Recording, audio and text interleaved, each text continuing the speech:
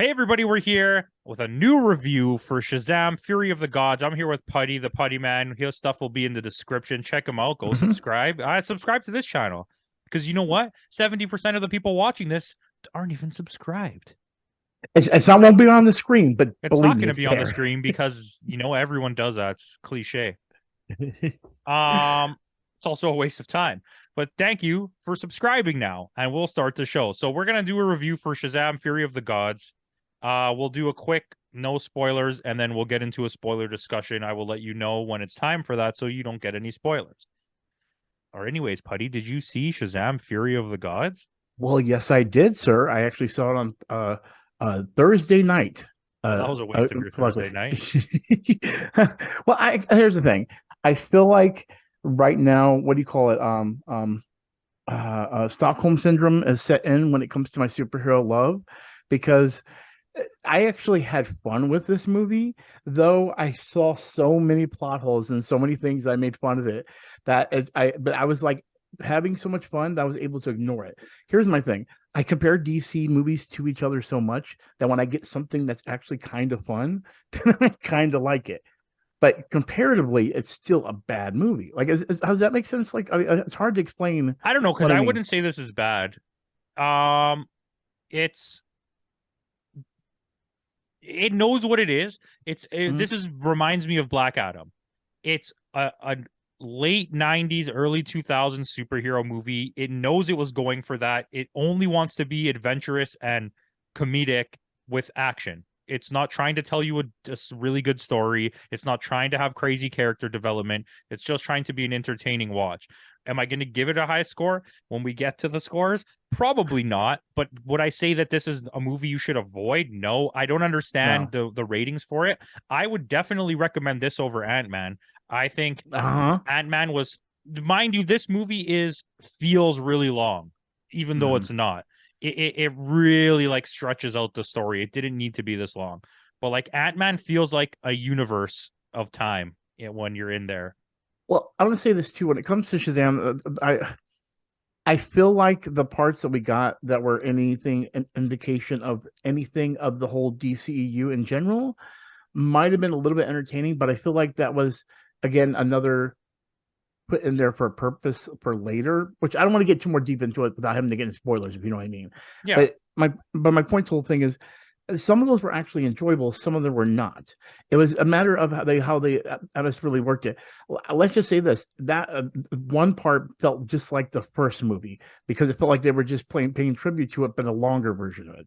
And it's just I enjoyed this movie, but like when I compare it to other MCU, I don't know. It's just there's a lot of movies that are not doing so well right now. You know what I mean?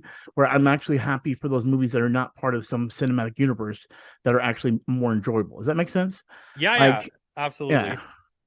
And I so, mean, it's not a top tier superhero movie by any means, but it wasn't trying to be. mm, I don't want to say this in like defense of them making this movie and me liking DC or whatever. I don't want it to be like that. yeah. But it doesn't feel like the goal here was to make a really good movie. Like, remember Mm, Ant-Man 1? It didn't feel like, oh, we're trying to live up to the dramatic elements of the other Marvel movies. No, it just wanted to be a stupid, silly, fun superhero movie. And I understand that. Where Marvel started forcing, I don't want to say forcing, but the directors started all changing their styles and being told what they had to do after that first era mhm. of Marvel movies. So now they're all the same. Where at least Yep. before they all had this element of like it's a little bit different, it's a little bit different. And like Captain Marvel's the perfect like one to point out for that, where it's so stereotypically a Marvel movie in every way to the point where they brought in extra writers and extra directors just to make it even look more like the typical Marvel shtick. DC had that same thing with Zack Snyder. That Zack Snyder era, nobody really got free reign. Mhm. You had two sides of the coin. There was the super serious movies like Wonder Mhm. Woman and whatever, and then there was the really goofy movies on the other side like Shazam and Aquaman, but they worked. Yeah. And Well, I mean, this Shazam right here, if you like the first Shazam, it's beat by beat feels just like the same like vibe. You know what I mean? As far as like the emotional parts to the action parts, it just feels like it's catering to kids. That's what this is here for, but it's a fun ride, and it kind of brings out the kid in you.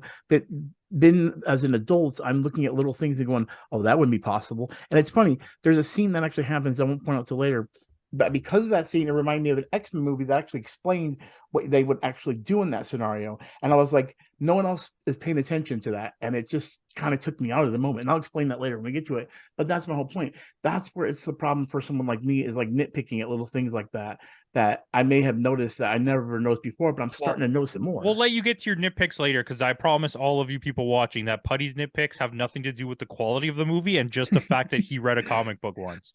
Well, no, actually not like that, but yeah. But so, anyways, before we go too deep, I want to say, like, overall the acting was pretty decent. I think Mhm. there's a lot of the secondary characters and like the extra cast were kind of like goofy and Mhm. didn't really act well. But I think the main cast knew what they were doing and they did pretty decent with it. Um, Grace Caroline Curry that plays Mary, like, thank you for existing. And Yeah. um, I, what's her name? Helen Mirren is amazing in this. Like, Yeah. actually, like, surprisingly good. Like, it's Mhm. you would not expect that performance out And she of pulled it off. this Yeah, movie.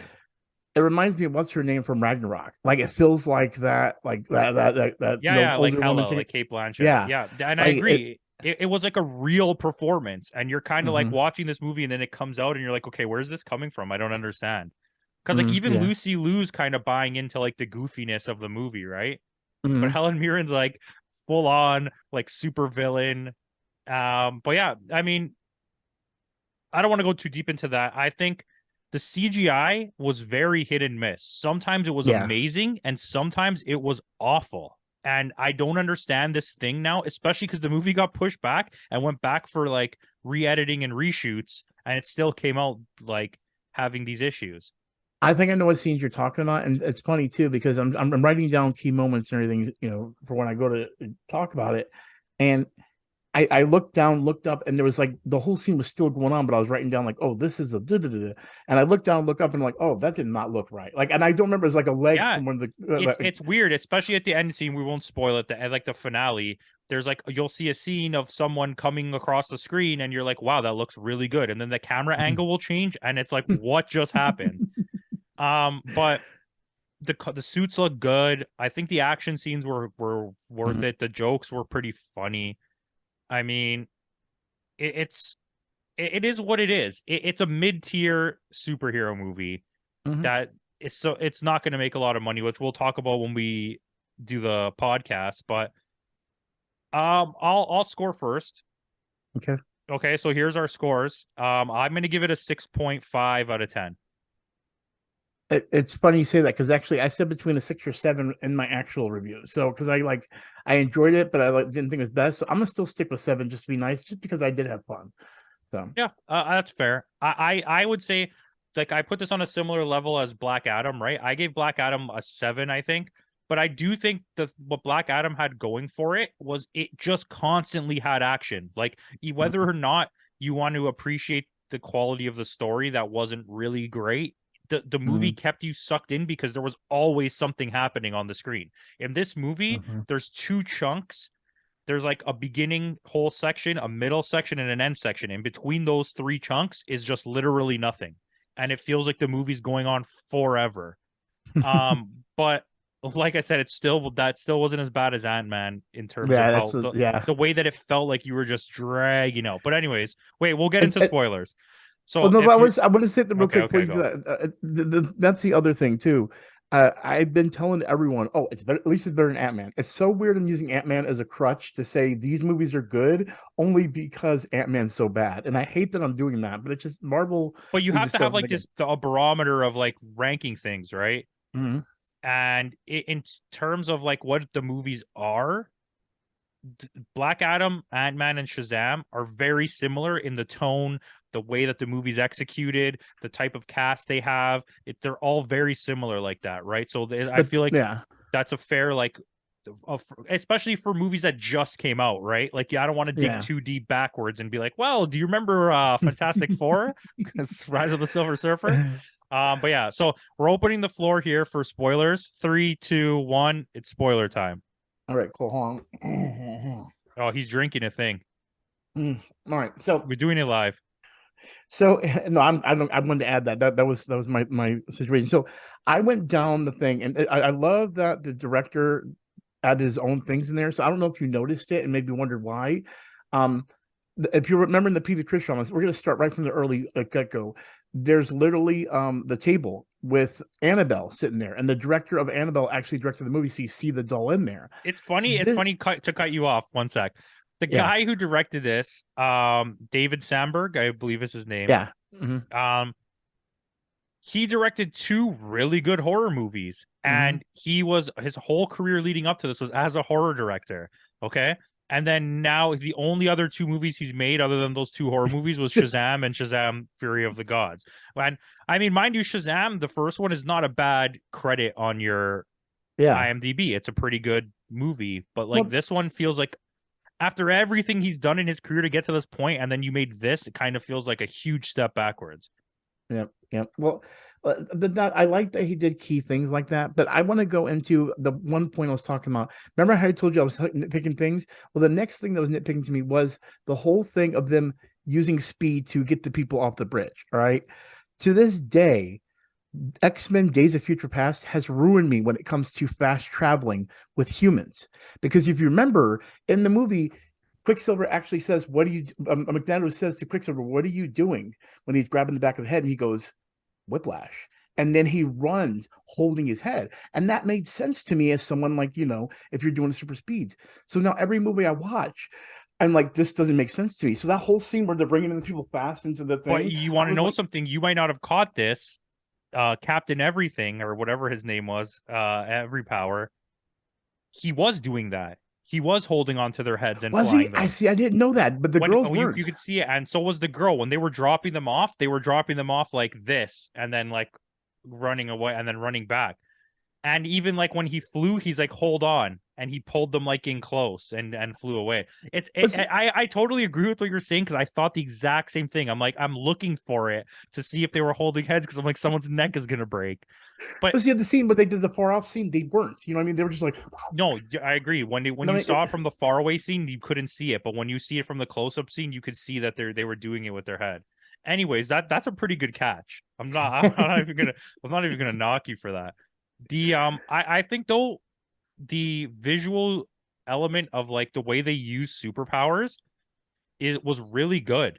Like the mm, speed, the way they ran, the way that they hit, the way that they went through walls, I think is really good. And this is an issue that DC has that Marvel doesn't really have, I think, is that even characters that are B tier characters like Shazam and mm, F tier characters like the Marvel family, mm-hmm. it's their DC's roster is much more extreme powered.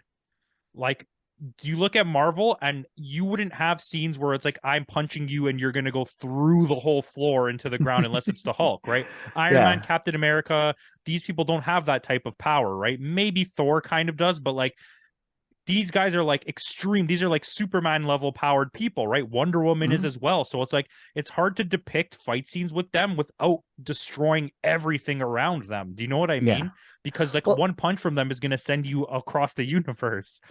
well, you said it perfectly with Marvel, and I think this always happened in the comics too. It's one of those where I really love DC, but outside of Batman, when their characters are very, very strong, they have to have that one weakness because other than that, everything else is nothing stops them. You know what I mean? Like for example, in this one was the magic, kryptonite for Superman. I feel like Marvel has a very bit better grasp on things to use something like that as a broader sense of how I could beat it instead of being like, oh, it's there, let's go grab it now. Like it's something like, Marvel oh, grounded themselves early on mhm. to allow for the very powerful people coming to feel um very powerful, where DC's doesn't have their like main people are all metahumans, so it's hard Mhm. to just start off with all this power and then have to watch Batman be in this universe, right? Like Yeah, they do have exactly. great low powered people like Batman Oh, of and Green course. Arrow, and like you could name a bunch of them. But the thing is, the majority of the named people, Flash, Green Lantern, Hmm. Martian Manhunter, they're all super, Hmm. super powerful. So I totally agree with you on that. And I think DC would have been better off even using Aquaman, who does have superpower, to like start off with smaller people to build out Hmm. and start somewhere, right? Because now it's like, okay, well, now we're gonna shoehorn Batman. Like, what? As much as I'm excited to see it, what is Michael Keaton's Batman doing with two Flashes, Zod, and Supergirl? Do you know what I mean? Right, Like, right, what's yeah, he yeah. doing? Well, He's I not mean, gonna here's the do thing. anything.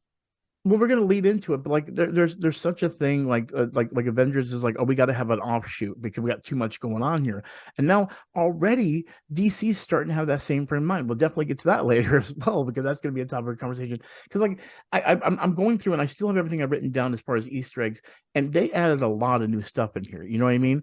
I don't know if the burning violin might have been a reference to the fiddler, but I don't. It might not be. I just think it's just like the Steve the Pen and the villains. It has nothing to do with it. So I do also want to bring up. I do like that DC's taking a little bit of chances on trying some new things, because if you think about Marvel's kind of already done that with Coulson and that, and they became characters that were huge. So why not try that? Why not give an actor like Helen Mirren the possibility to make a character that could end up being in the comic books? And I think that might be something that might happen if this movie really does well. You know what I mean? These characters already exist.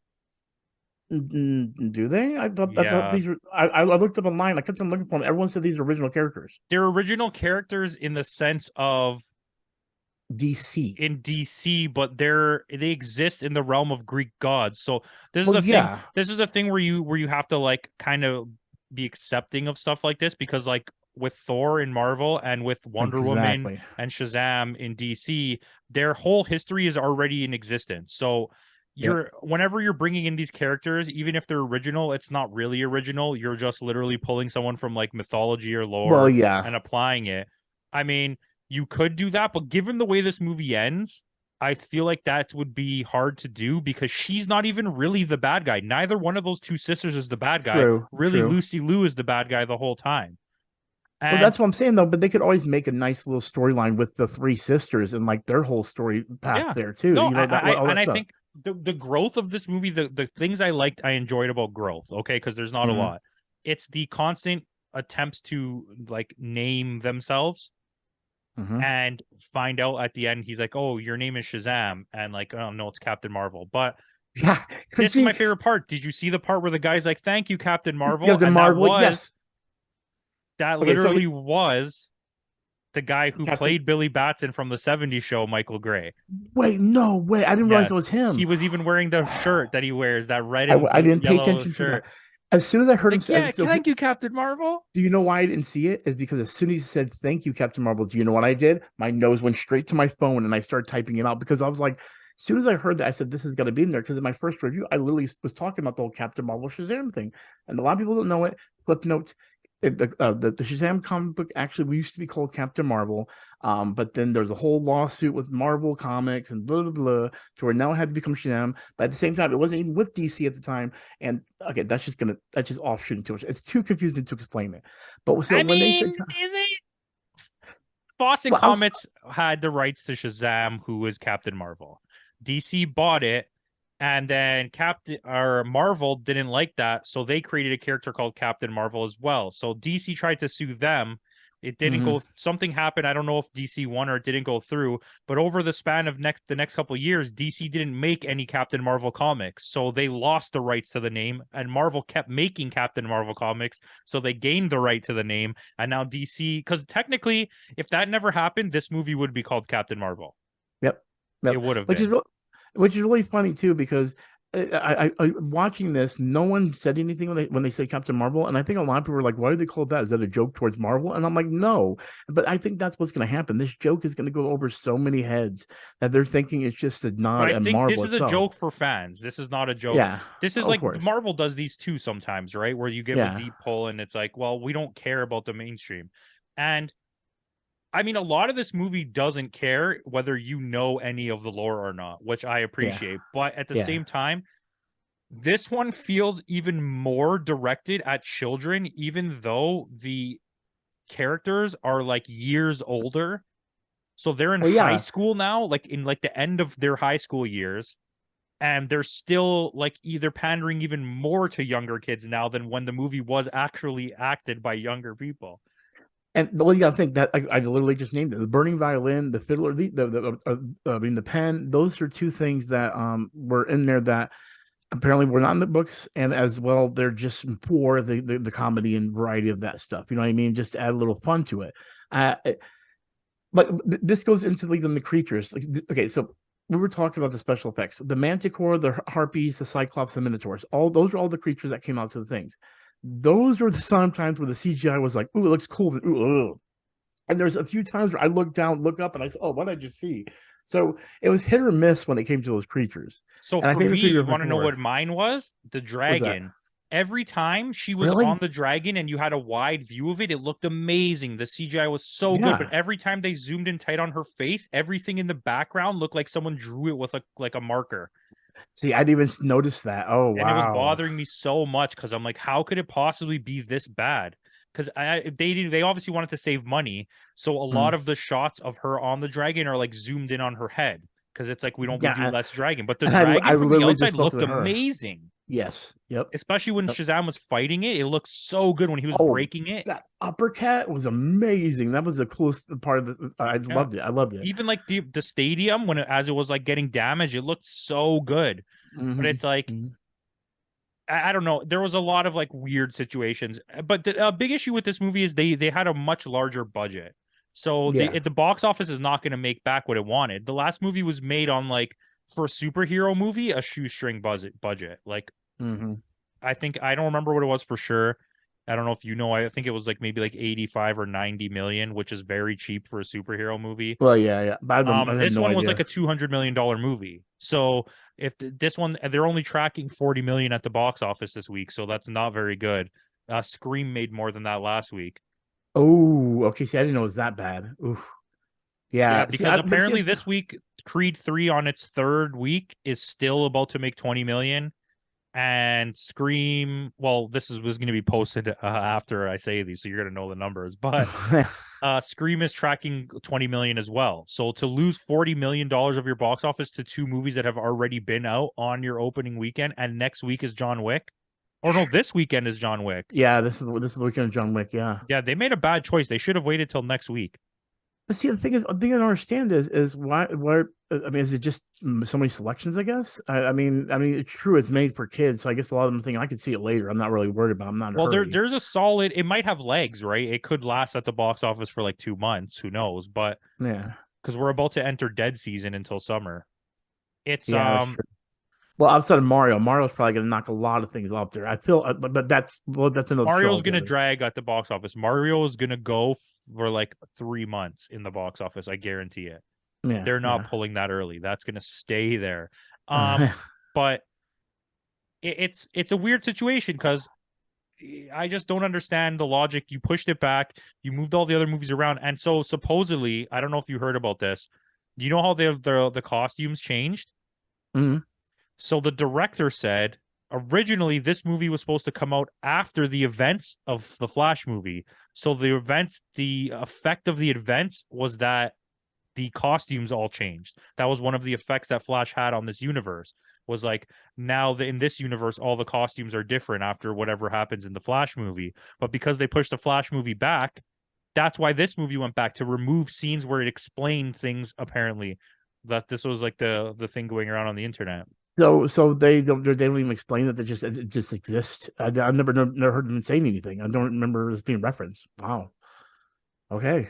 So they don't I say mean, anything because they took it out of the movie because the movie's coming out before Flash. So how yeah. could the events of Flash have affected this? But Even see, though I it's hate to like, say it until you point out to me, I really wouldn't have noticed that. Though, you know what I mean? Because it wasn't like the costumes were way off similar. It just reminds me of the old Batman tradition where each suit comes different. For you know what I mean? Or even Superman kind of did that. Well, no, except for the Christopher Reeves, they were pretty much and the it just same. it feels weird to me too that Mary is Mary. Well, I know we talked about this already, but Mary is Mary when she transforms. Yeah. She's the exact same girl. Yeah. And she's only in the show 2 years older than Billy Batson's character, I believe, like Hmm. canon age. So why isn't Billy Billy when he transforms? I don't And how know. much longer can you possibly have where he's going to turn into Zachary Levi? All right. See, I wasn't thinking about these. But I think now, if they wow. do reboot this franchise, because Shazam has now proven it's big enough to stick around. I don't Yeah, think this movie's going to get any more made of it. I think it's going to go full reboot, and that could be why they switched them with Flash, because they might be just Shazam could be one of the arms they're cutting off of that could this, be too. Yeah. right?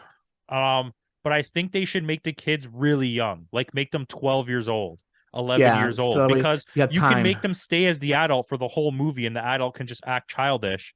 That way Yep. you have a good 9 years to make two more sequels. Where in this one, they were already like 17 when they started making these And movies. and they could literally, even if they wanted to, they could make a new rule like, oh, you turned 18, you can't, you can no longer, because you got to remember the one thing that we were talking about last time was how are they going to do the whole thing where they stay the same age? Because remember, Billy Batson doesn't age at all in the comic books, and that was something they couldn't stop unless you used CGI or special effects. But it's gonna cost Yeah, too that's what I much. You know mean. what I mean? And I think you just have to go younger. You got to make them like 12 years old in grade 7. Like, so you Yeah, can maybe get 3 or 4 movies out of this, right? I agree. Agree. Because it's like you can't even have him. I mean, you could do it in the sense that even as adult Billy Batson, when he evolves, he turns into a Greek mythological character rather than himself. So Right. but the problem is now you've established that Mary turns into Mary. So Yeah. it kind of defeats the purpose, right? Which is again, but that was is again, that's like what we just talked But about she was the whole really good stuff. in the movie. And Yeah, as far as the casting, yeah. she was talking about it. It's a funny thing I read. She's like, in the last movie, it was easy because she came in, she worked with the kids, and at night the kids aren't allowed to work. So you check out, and at night all the adults come in and film their stuff. But she's Oh, like, in okay. this movie, she had to come in early, check in with the kids, work with all the kids, and then check out, and then check back in with the adults. So Jeez. she was filming all day, every day to do her parts. Dang. I didn't really think of it that way. You don't think of it that way either, though, because I mean, there's very little shots of the kids. I mean, they're outside of what they did towards the end.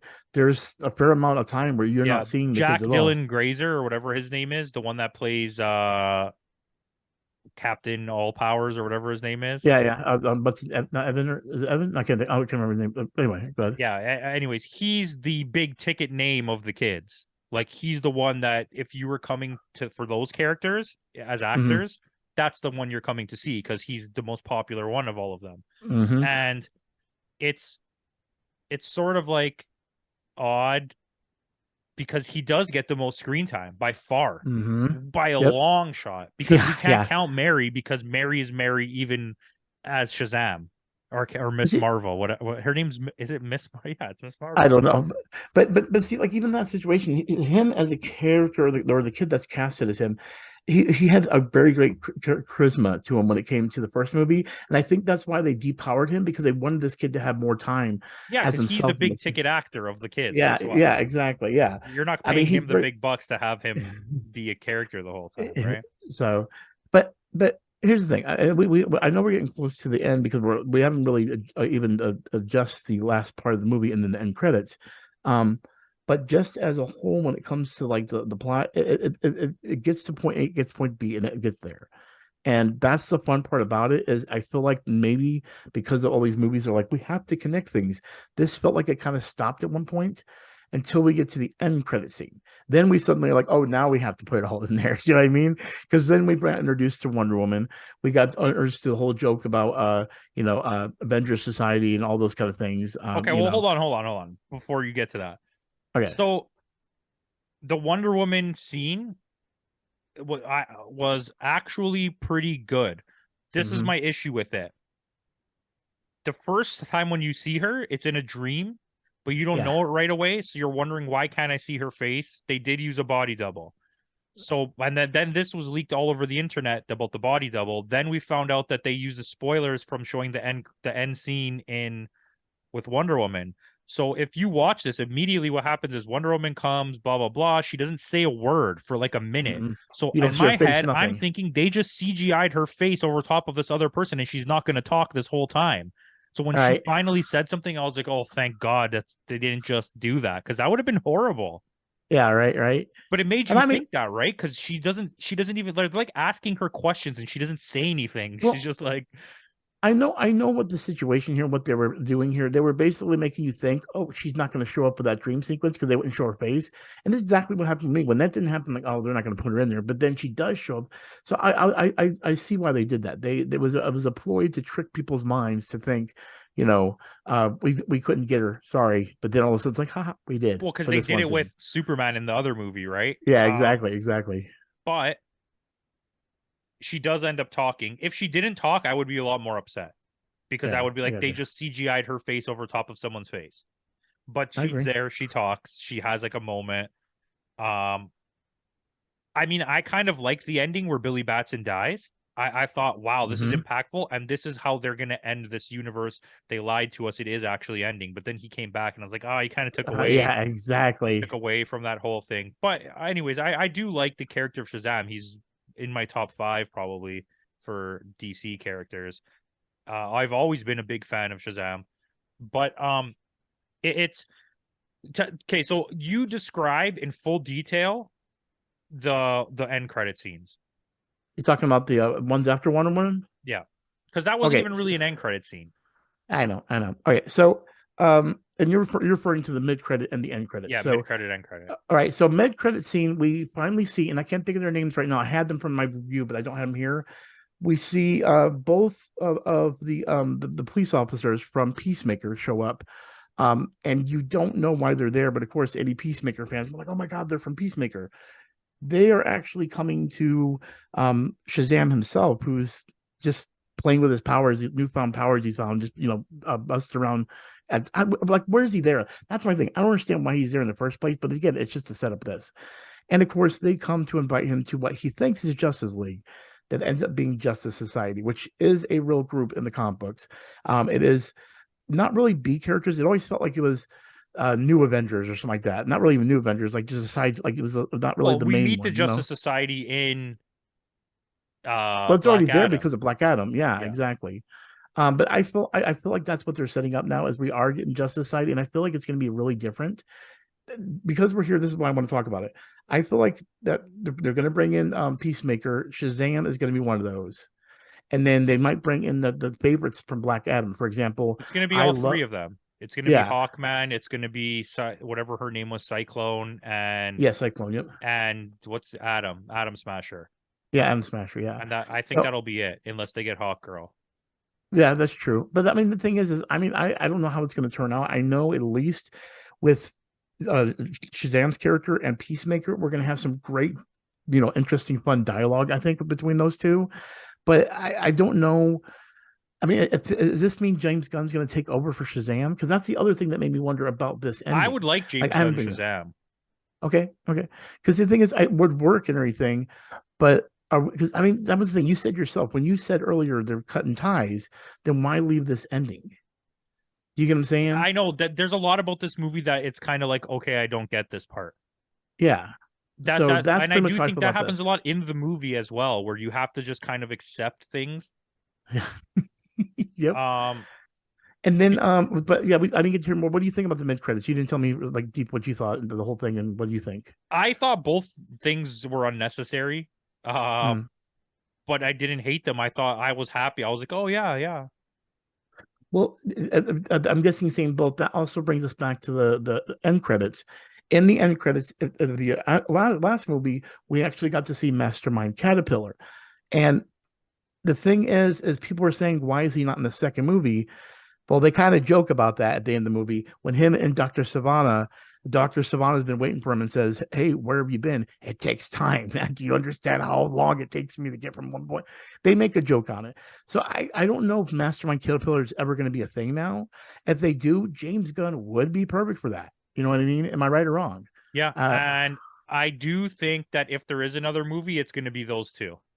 You think so? Okay, so Yeah. they are going to lead into it finally, and I hope so because I want this to happen. It's going to be fun. It's going to be exciting. You know The what I mean? issue is, okay, look, I think they want to make more Shazam movies, DC. I think James Gunn wants more Shazam. I think James Gunn likes the obscurity of the character and like all of because he's a very old character that comes with a lot of lore and should carry a lot of weight. However, in the Hmm. modern era, he doesn't. And I think they do want to make more, but I do think what's going to happen is this movie's not going to make enough money and it's gonna they're gonna make their money back because I promise you the worldwide market is gonna kill it. They definitely Right. removed the scene of the kid being gay just so it could come out in China, and God. I think that's why it's so subtly in the movie so that they could Yeah, have removed it easily. it makes Um, sense. Yeah, but I know that's stupid. I don't agree with it, but I think that's probably what happened because I do think that worldwide it's going to make a decent amount of money. I just I think agree. in the domestic box office, it's not going to make much. It's probably going to tap out at like $102 million. Well, there probably is, like they said, a superhero fatigue as well. You know what I mean? Because a lot of the, because I mean, it's not like people don't want anything fantastical. Because I mean, the best picture award winner is something that's not a normal best picture winner when it comes to movies. So we are seeing the world open up to the thought of crazier movie ideas, which means I feel like they're going to have a lot more opportunities for stuff that's more original. So I feel like there might be like a dip. Like I was saying, maybe DC is going to be better than Marvel now, Mhm. but maybe it might be just a steady thing where both of these are just struggling, while other independent filmmakers or smaller projects may get to shine more. I mean, what do you think? Yeah, I agree. I think that's very possible. I do think that it's the comparison is slightly different um between a movie like this being fantastical and then everything everywhere all at once being strange. Yeah. I don't I think that movie's less fantastical as it is just weird. And um there's like a whole different level between like magic and like a philosophical take on something, right? Because Yeah. I think a lot of people see the sci-fi and whatever and everything everywhere all at once and think that this, oh, that's what this is about. No, the whole movie is a build up to a message and a realization at the end of the movie, and then you realize that nothing that happened even is relevant. And that's not a spoiler Hmm. for anyone, but it's like the trip to getting where it's going, it doesn't make any sense until it gets where it's going. And I think it kind of erases the fact of everything that happened. But see, but that's understandable. That's what makes it a great movie. But that's also what I'm trying to say. I think because of its strangeness, for some people, like not like I know particularly a family member of yours would probably not like it, even though I don't know him too well, because it does try to ease you into the weirdness. But that's sidetrack. And the reason I'm bringing that up is because I get the saturation. For me, being a comic book geek, I love these comic book movies. I want to review them. That's why I always see them day one or anything. But then I'm even feeling it. When I go to the movies, I go to the movies for the event of the movie. So I can do my reviews and everything else. The movie seems like it's always now the back seat. I just do the movies that are part of the storyline I'm already watching. Like I'm more excited about Mario Brothers than I ever was about this movie. And that's because Well, yeah, because this there's a storyline's fragmented, and mm-hmm, okay, look, I'm gonna end it on this. I think the difference between this and anything else is not that it's strange or fantastical. I think his name doesn't carry that much recognition. They waited too long to release the sequel. It doesn't have a billboard worthy cast, even though the cast still are pretty famous and good actors. mm, And DC has shot themselves in the foot with the quality of movies that they've been releasing that people get to the point where they're like, well, I could just wait till it comes out on HBO Max. I'm not going to mm-hmm, go to the theater to see this. Because DC has been very quick to release their movies on HBO Max lately. They get like one mm-hmm. month in the theater and then they're already on HBO. The HBO Black Adam came out on HBO before it got a physical release. I know. I saw that. I was like, what the heck? There's a lot of movies doing that quickly. It's such a weird, like you can next week, a week down the road, you can get a movie, rent a movie at home that's literally from the theaters, like or at Yeah. the release. It's just we're in a different age. Well, That's all I'm let's saying. not digress any further. That's it for this review. I know we didn't get to go through everything, but I feel like we had a good discussion. I hope you Mhm. enjoyed it. Let us know what you liked about Shazam or didn't like in the comments, and thank you for watching. Peace out.